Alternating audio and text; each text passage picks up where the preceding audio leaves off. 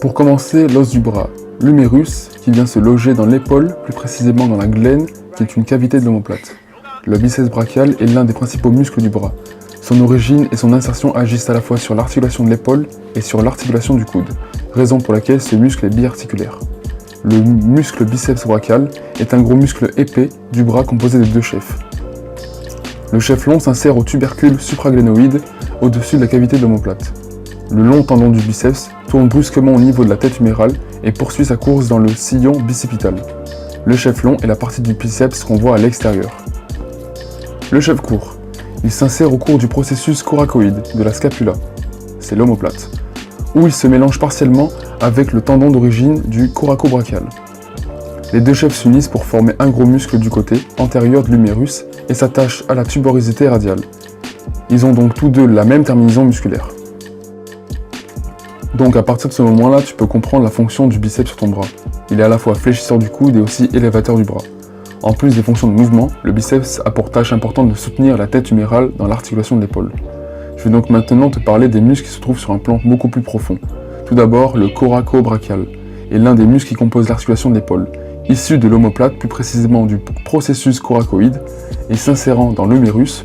Ce muscle permet de fléchir et de faire une adduction du bras. Ensuite, on a le brachial antérieur qui se situe en dessous du biceps. Il s'insère sur une longue portion de l'humérus et sa terminaison se trouve sur l'ulna. Ce muscle sera davantage recruté lors de prises neutres.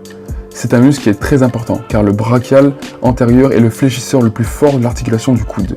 Il est même un fléchisseur plus fort que le biceps brachial car il est plus proche de l'axe articulaire et ne s'étire que sur une seule articulation, contrairement au biceps brachial. Une petite contraction du muscle entraîne par conséquent une plus grande flexion du coude. J'ai sélectionné pour toi les meilleurs exercices pour solliciter le biceps dans sa globalité. Mais n'oublie pas aussi de travailler ton brachial antérieur.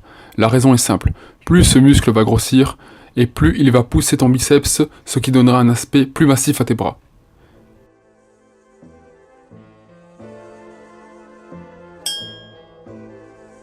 Il y a d'innombrables façons de commencer une routine biceps.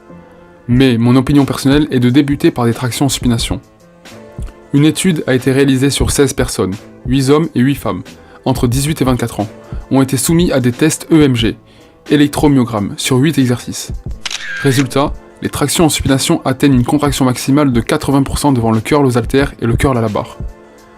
La raison pour laquelle il vaut mieux commencer par des tractions en supination que le curl concentré est, de 1, c'est le seul mouvement polyarticulaire pour les biceps, de 2, le biceps est composé en majorité de fibres de type 2 et il répond bien aux tensions mécaniques élevées. Donc, afin de recruter un maximum de fibres rapides, il ne faut pas hésiter à ajouter du poids. Tu peux donc te lester. Le curl incliné. Pour ce second exercice, on va se concentrer sur la longue portion du biceps. Ce mouvement va focaliser le travail sur la longue portion, car l'épaule est en arrière du corps, et donc l'étirement du biceps va être important. C'est sur la phase excentrique que la tension appliquée au muscle sera la plus forte. Maintenant, on va se concentrer sur la courte portion du biceps. On va utiliser ce mouvement car il montre d'après l'étude en amont que l'activation et la contraction du biceps est de 100%.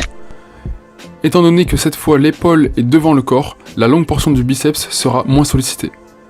De plus, il a la particularité de minimiser l'action du deltoïde antérieur, ce qui en fait un exercice redoutable. L'humérus est contre la jambe, il ne permet pas de se balancer, donc de céder de l'avant de l'épaule.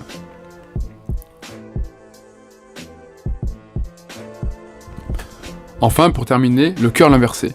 On va focaliser le travail sur le brachial antérieur. Je te l'ai déjà présenté dans la précédente vidéo sur les avant-bras. Comme je le disais plus tôt, le brachial antérieur est un puissant muscle que tu dois développer. Plus il sera gros, plus il poussera le biceps pour lui donner un volume plus conséquent. Et voilà, la vidéo est terminée. Pour le format d'entraînement, 3 séries par exercice. Les exécuter dans l'ordre que je t'ai donné. Et n'hésite pas à travailler lourd avec des répétitions entre 6 et 8.